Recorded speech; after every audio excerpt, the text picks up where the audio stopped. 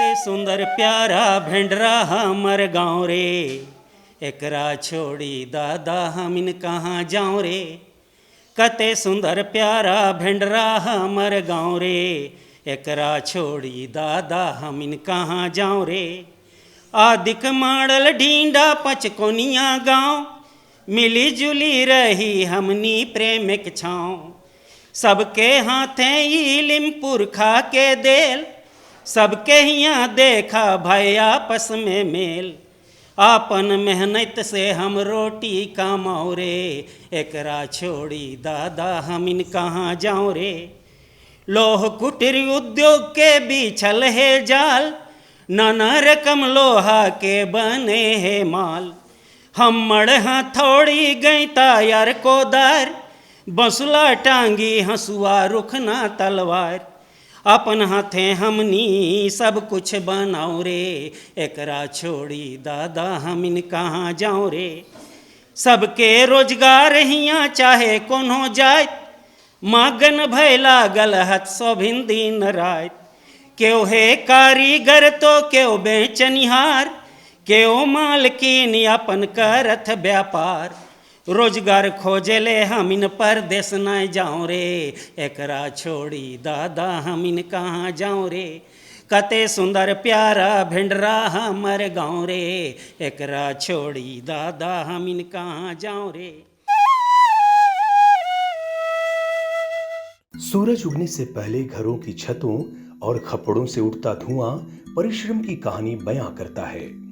ये धुआं रसोई के चूल्हे का नहीं, बल्कि भट्टियों में जलते कोयले और उनकी तपिश में जलने वाले लोहे का है।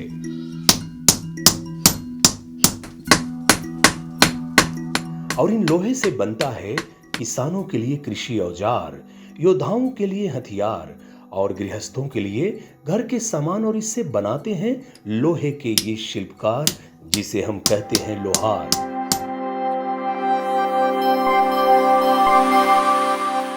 यह है लोहारों की बस्ती भेंडरा, जहां 50% से अधिक लोहार जाति के लोग बसते हैं।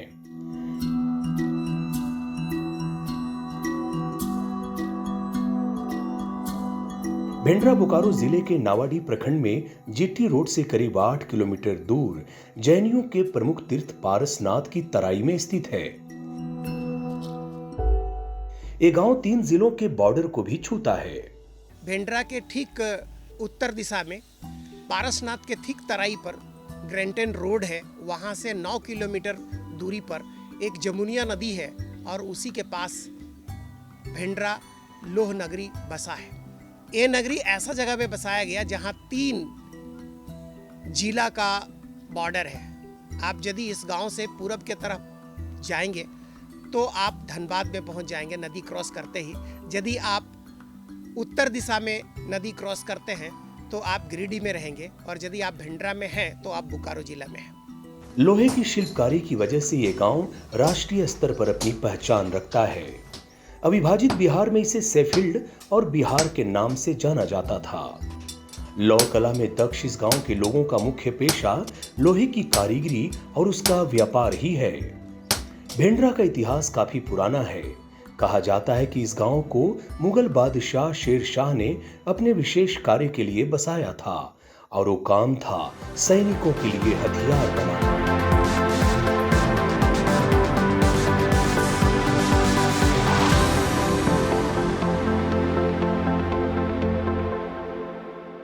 ऐसा हजारीबाग गजट में लिखा गया है, जैसा कि लोग कहते हैं कि भेंडरा में शेर शाह के लिए अस्त्र शस्त्र बना करते थे। ऐसा उस समय तो अस्त्र शस्त्र बनाया कर जाता था, लेकिन बाद में यहाँ डोमेस्टिक टूल्स जैसे घरेलू उद्योग में बहुत सारे चीज़ है कि कृषि का सामान, घरेलू उद्योग में छोलनी, बैठी, करछुल, इस तरह के चीज़ों से आया। लेकिन बाद में जब लोग कहते हैं कि द्वितीय विश्व युद्ध का तैयारी हुआ तो औजार बनना शुरू हुए, और यहाँ के कुछ लोगों ने बाहर निकलकर, जैसे कलकत्ता निकलकर आधुनिक औजारों का, जैसे माइंस में जाने वाला है औजार, आसाम के चाय बागान में जाने वाला है औजार, रेलवे में बहुत सारे हमर्स, इस तरह के औजार यहाँ बनाए जाने लगे। बिना, सबसे बड़ी बात है इस गांव का खासियत ये है कि बिना ट्रेनिंग के यहाँ के लोहार जाति के लोग जो भी माल आप इन्हें, जो भी सामान इन्हें बनाने के लिए दें, यदि वो लोहा का है तो यहाँ के कारीगर उसको बनाएंगे और वो गुणवत्ता भरा भी होगा। आज भी यहाँ के निर्मित हथियारों की मांग बाजार में काफी अधिक है। आसपास और दूर दराज से भी लोग यहाँ आकर तलवार, भाला और दूसरे अन्य हथियारों की खरीदारी करते हैं। खास करके पर्व त्योहारों पर इसकी बिक्री अधिक होती है।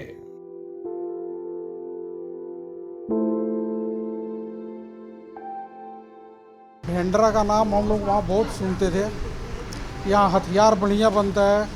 हम लोगों के यहाँ बलि प्रथा चढ़ती है, जो भतुआ का बलि प्रदान करते हैं हम लोग माता को, उसके लिए आए यहाँ हथियार लेने। तलवार लिए, ये है। सबसे बड़ी बात यह है कि हम लोगों के जो पूर्वज है वो लोग भी बोलते थे कि यहाँ बहुत अच्छा हथियार बनता है, और देखने में भी ये बढ़िया ही है। इनके पास कई तरह के सब हथियार रखे हुए हैं, लेकिन हमको एक इसकी आवश्यकता थी, वही मैं लेकर के जा रहा हूँ। लोहे को आकार देते लोहार जाति के लोगों का ये पुश्तैनी पेशा भी है, जो आज भी यहाँ निरंतर जारी है।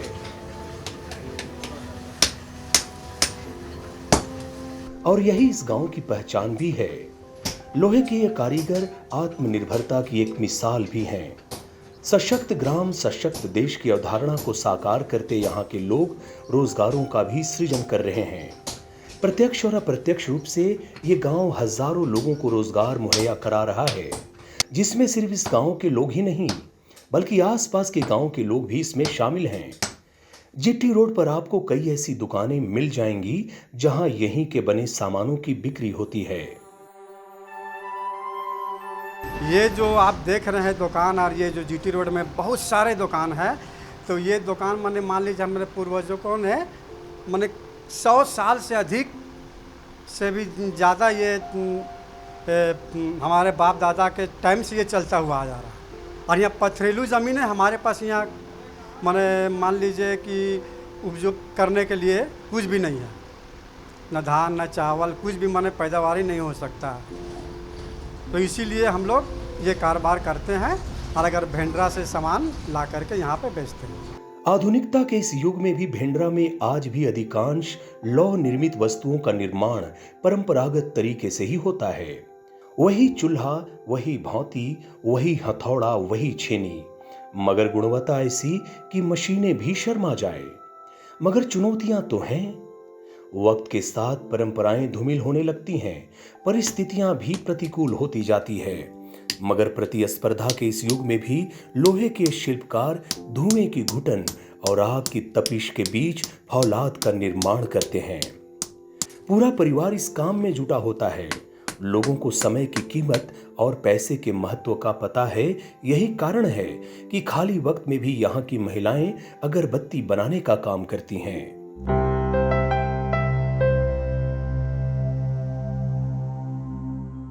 यहाँ के ये लॉकडाउन में बहुत गरीबी एकदम इतना हो गया है कि बहुत गरीब आदमी को लोहा लकड़ भी नहीं चल रहा है। लोहा लकड़ के बिजनेस ऊपर बाहर में सेल नहीं हो रहा है। इसीलिए सब गरीबी आदमी सोचें कि हम लोग क्या करें। अब हम लोग की भी कुछ करना चाहिए। अपना लेडीज़ लोग ग्रुप बना हम लोग, और हम लोग भी कुछ करो। इसलिए अपना हाथ से मेहनत करके हम लोग सोचे कि चलो भाई हम लोग अगरबत्ती में जुड़ जाए। आग की तपिश, जिस्म की ताकत और हुनरमंद हाथों से हथौड़ों का प्रहार झेलकर लोहा बन जाता है सामान, जो हमारी जिंदगी को बनाता है आसान।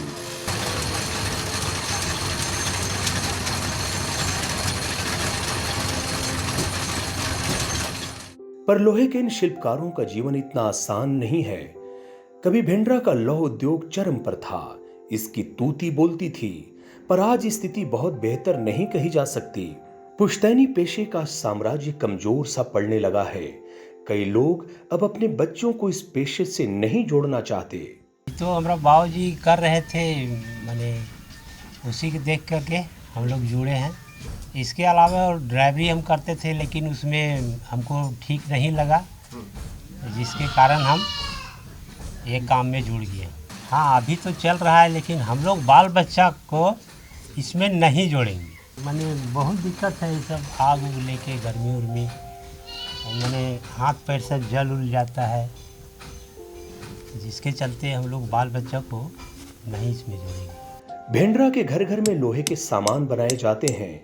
कोई हथौड़ा बनाता है, कोई कुदाल बनाता है, कोई बसुला बनाता है तो कोई हथियारों का निर्माण करता है।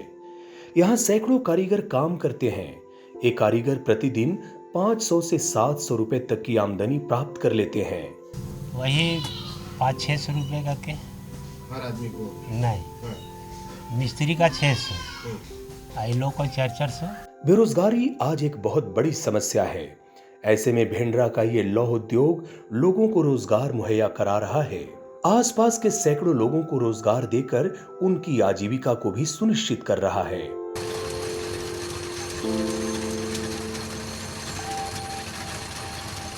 आज देख रहे हैं कि जब दूसरा आदमी काम कर रहा है तो हम भी इसके धीरे धीरे हम इसमें जुड़े। जब इसमें जुड़े तो यहाँ परमानेंट जैसा रहते तो अपना बराबर के लिए काम मिलता है, तो हम इसी में जुड़ गए। परंपरागत इस पेशे को आधुनिकीकरण की आज आवश्यकता है। आज का बाजार गुणवत्ता के साथ साथ उसके दिखावे का है और बेहतर और सुंदर दिखने के लिए यंत्रीकरण की भी आवश्यकता है।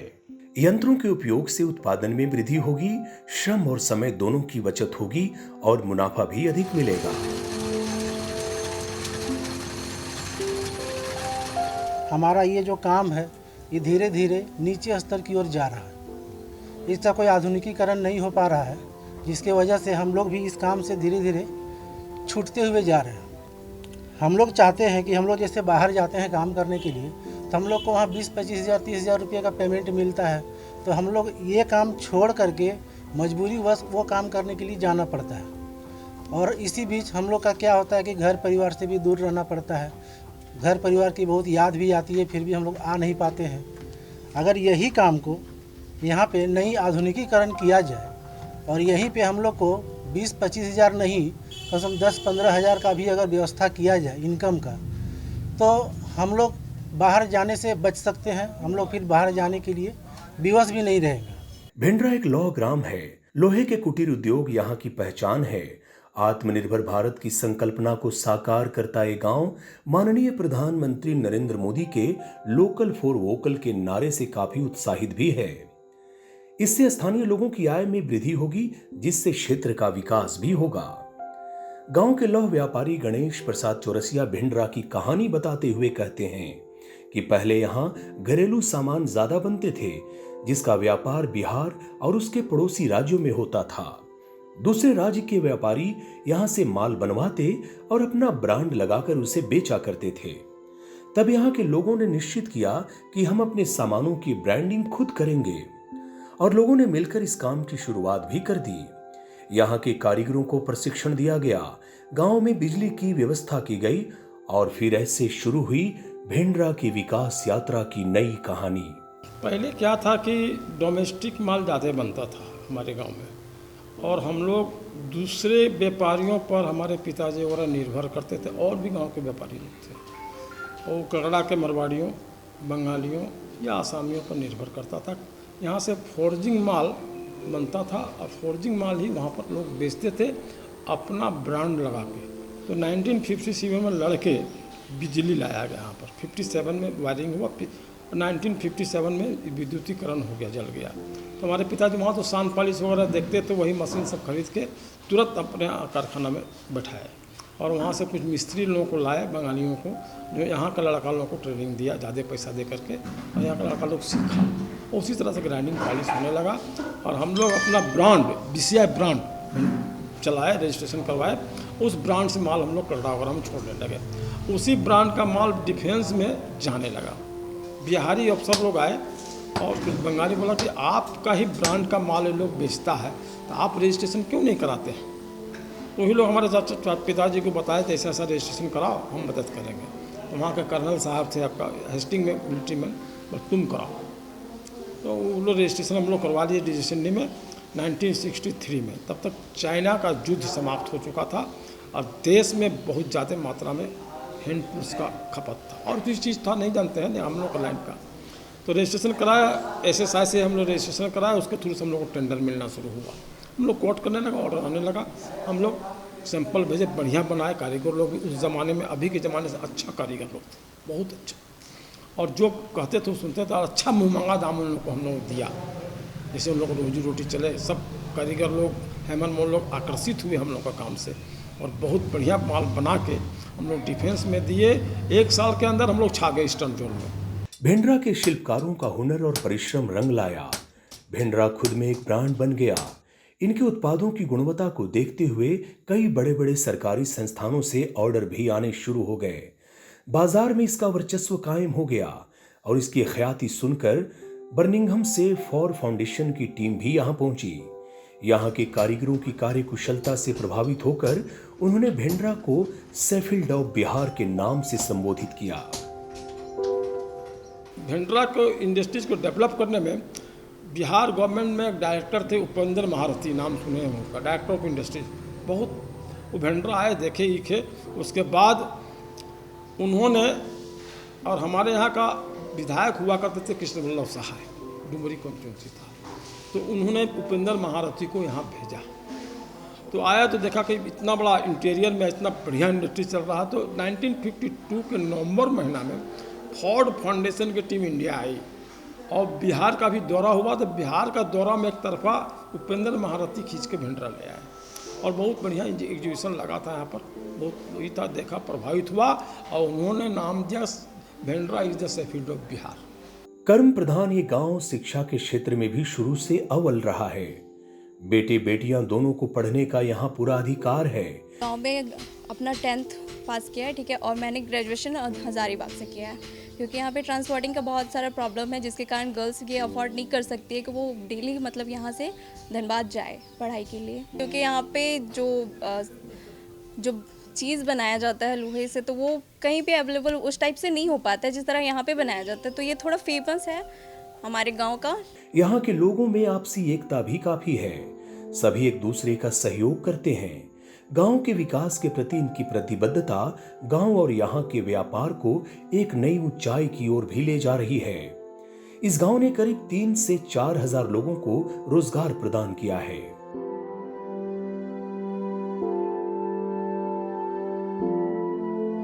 पहले गांव में आते थे तो खाली झोपड़ी ही मिलता था। अभी जिस भवन में बैठे हुए हैं आप, ये भी एक कारीगर का बेटा है, इसका दादा भी कारीगर था और झोपड़ी में ही ज़िंदगी गुजारा, और इसी के कमाई से इतना बड़ा बिल्डिंग खड़ा कर लिया। आप सोच सकते हैं, कुछ आधुनिकता लाया ना अपने में, और कंप्रोमाइज मैंने माल के ही में कंप्रोमाइज नहीं किया।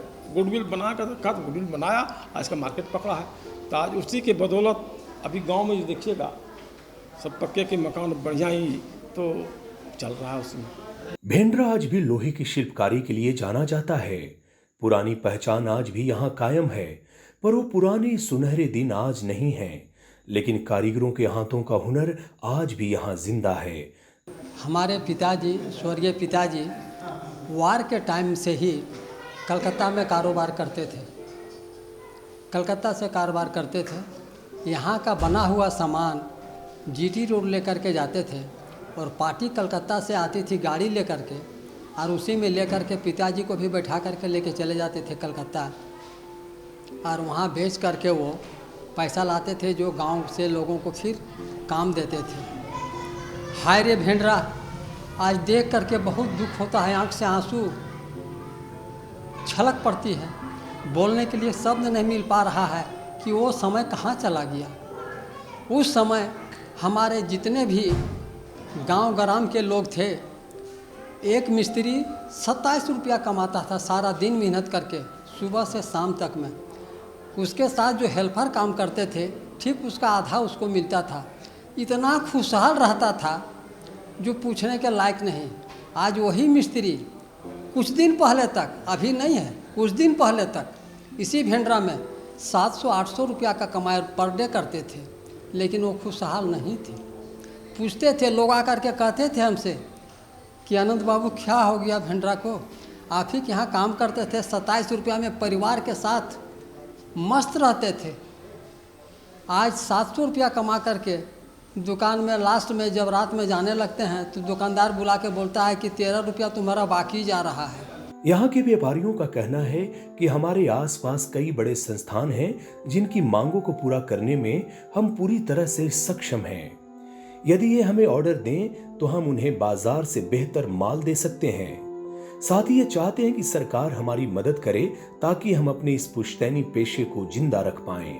यहाँ के एक एक मिस्त्री से भी अगर यदि पूछा जाए, जो अभी भी हैं जिंदा है कुछ, हम उनके दुख में दुखी और सुख में सुखी रहा करते थे। हर दुख उनका बांटते थे। उनके घर में अगर यदि बच्चा पैदा होता था तो चिंता हमको रहती थी कि फलाने दिन उसको छठियारी है, उसको कपड़ा लगेगा, तेल लगेगा, ये लगेगा, राशन पानी लगेगा, उसकी चिंता हमको रहती थी। सिर्फ वो इतनी जानकारी देता था कि फलना दिन कंपनी हमारा छठियारी है घर में, तो वो उस तरह से कोऑपरेट करते थे। उनका भी हमको सपोर्ट मिलता था। लेकिन मार्केट के अभाव में मार्केट सही नहीं मिलने लगा। जहाँ जहाँ भी माल बेचने जाते थे लोग बंद करने लगे, बाहर से माल मंगाना चालू कर दिए लोग। एक बटाली का उदाहरण देते हैं। हमारे यहाँ कट प्लेन बनता था सर, जो रोंदा फली जिसको कहते हैं, जो लकड़ी छीलने के काम में, तो वो यहाँ से पीट करके बना करके हम लोग देते थे और वहाँ कंपनी उसको ग्राइंडिंग पॉलिश करके बाज़ार में छोड़ता था। उस चीज़ को खा गया विदेशी, चाइना से आने लगा फली, इतना लंबा लंबा 24 इंची तक का फली। एक बार धार बनाते जाइए, लगा करके आप अपना जीवन भर काम करते रहिए। हमारा मार खा गया। हमारे यहाँ गार्डन सीजर बनता था, जो बागान में जो कैंची बनती है साफ करने के लिए, वो बना करके हम लोग सप्लाई करते थे। ख़त्म हो गया। अगर यदि आप लोगों की और सरकार की निगाह होवे, अगर वो इस तरह का लोगों के साथ पेश आवे कि आप जो भी प्रोडक्ट करेंगे बाज़ार में जो बाहरी माल आता है उसके कंपटीशन में आपका माल बेहतर क्वालिटी और क्वांटिटी में आप माल दीजिएगा, अगर और क्वालिटी भी अगर सही मेंटेन कीजिएगा, कीमत में भी अगर यदि उससे कुछ 19-20 रहेगा अगर, तो हम बढ़ावा देंगे आपको, तो फिर हमारा गांव का उत्थान उसी तरह से होना चालू होगा, लोग उसी तरह से खुशहाल बन जाएंगे।